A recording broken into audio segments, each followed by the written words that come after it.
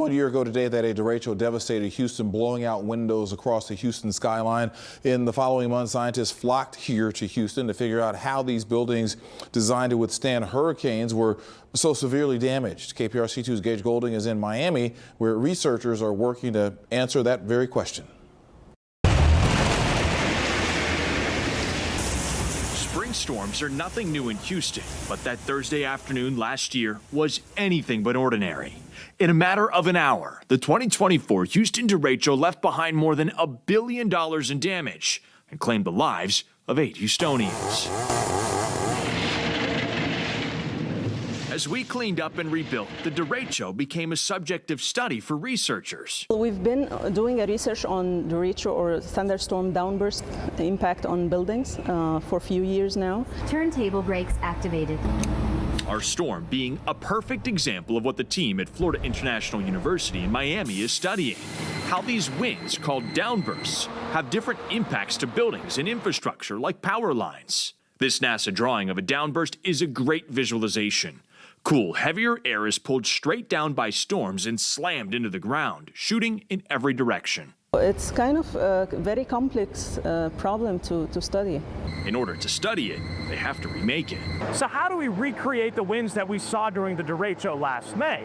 Well, in Miami, Florida, there's a facility that's all about wind and lets researchers actually recreate what we saw in Houston. You're here at the FIU Wall of Wind, 12 giant fans, and we can create up to Category 5 hurricane conditions. This facility was designed for hurricane research. Over the last decade, the Wall of Wind has helped change building codes across the country. Here's how it works. These tall spires and the flaps in the floor help create turbulence, simulating how wind moves in a real hurricane. The winds push through this tunnel and then onto the project that's being tested. Meanwhile, all of this is being monitored and controlled by scientists. But now, the team here has developed a way to mimic downbursts. Using this big attachment, they can simulate the derecho in Houston.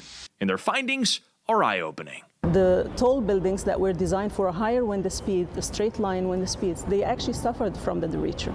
In simple terms, our skyline, which is designed to be hurricane resistant, is actually susceptible to damage from downburst winds, specifically the facade and windows. Once you have a damaged window, what happens is that you have changed the internal pressure of the building. That doesn't mean our downtown skyscrapers are going to fall down. It's saying the current building codes we thought were strong enough to fend off hurricanes might not be strong enough for a derecho. What happened in Houston last year kind of popped the top off this entire investigation.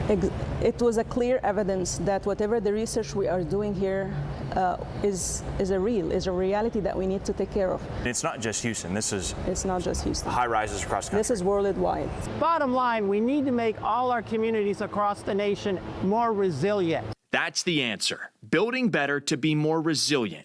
What does that look like? Well, that's what researchers at the Wall of Wind are trying to solve next. In Miami, Gage Golding, KPRC2 News.